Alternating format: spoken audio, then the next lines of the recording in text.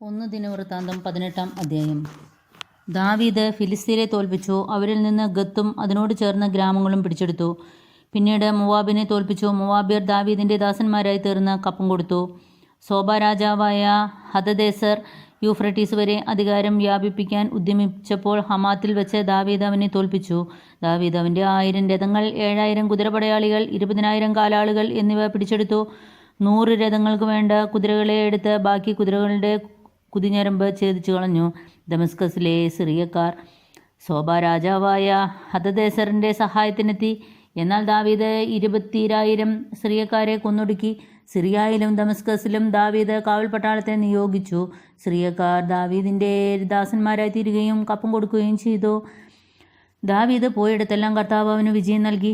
ഹദദേസറിന്റെ ഭടന്മാരുടെ പൊൻപരിചകൾ ദാവീദ് ജെറുസലേമിലേക്ക് കൊണ്ടുപോന്നു. ഹദദേസറിന്റെ നഗരങ്ങളായ തിബാത്തിൽ നിന്നും കൂനിൽ നിന്നും ദാവീദ് ധാരാളം പിച്ചളയും കൊണ്ടുവന്നു. അതുപയോഗിച്ചാണ് സോളമൻ ജലസംഭരണിയും സ്തംഭങ്ങളും പാത്രങ്ങളും ഉണ്ടാക്കിയത്. സോബ രാജാവായ ഹദദേസറിന്റെ സൈന്യത്തെ ദാവീദ് തോൽപ്പിച്ചെന്ന് ഹമാത്തിലെ രാജാവായ തോവു കേട്ടു. ഹദദേസറിനെ പരാജയപ്പെടുത്തിയതിൽ അനുമോദിക്കാനും മംഗളങ്ങൾ ആശംസിക്കാനും ദാവീദിന്റെ അടുത്ത് തോവു തന്റെ മകൻ ഹദോറാമിനെ അയച്ചു. കാരണം തോവു ഹദദേസറുമായി കൂടെ യുദ്ധത്തിൽ ഏർപ്പെട്ടിരുന്നു. സ്വർണം, വെള്ളി, പിച്ചള എന്നിവ കൊണ്ടുള്ള ധാരാളം സമ്മാനങ്ങളും അവൻ ദാവീദിന് കൊടുത്തയച്ചു. ഏദോമിൽ നിന്നും, മോവാബിൽ നിന്നും, അമ്മോന്യർ, ഫിലിസ്ത്യർ, അമലേക്യർ എന്നിവരിൽ നിന്നും എടുത്ത പൊന്നിനോടും വെള്ളിയോടും കൂടെ അവയും ദാവീദ് രാജാവ് കർത്താവിന് സമർപ്പിച്ചു. സെരൂയായുടെ മകൻ അബീഷായി ഉപ്പുതാഴ്വരയിൽ വെച്ച് 18,000 ഏദോമ്യരെ വധിച്ചു.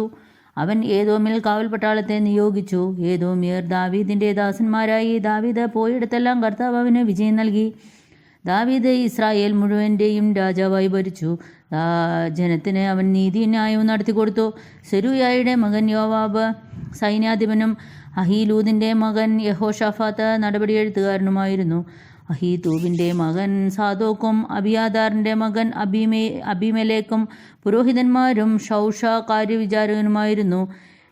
യഹോയാദായുടെ മകൻ ബെനായ കെറേത്യരുടെയും പെലേത്യരുടെയും അധിപതിയും ദാവീദിന്റെ പുത്രന്മാർ രാജാവിന്റെ മുഖ്യ സേവകന്മാരുമായിരുന്നു. പിതാവിനും പുത്രനും പരിശുദ്ധാത്മാവിനും സ്തുതി.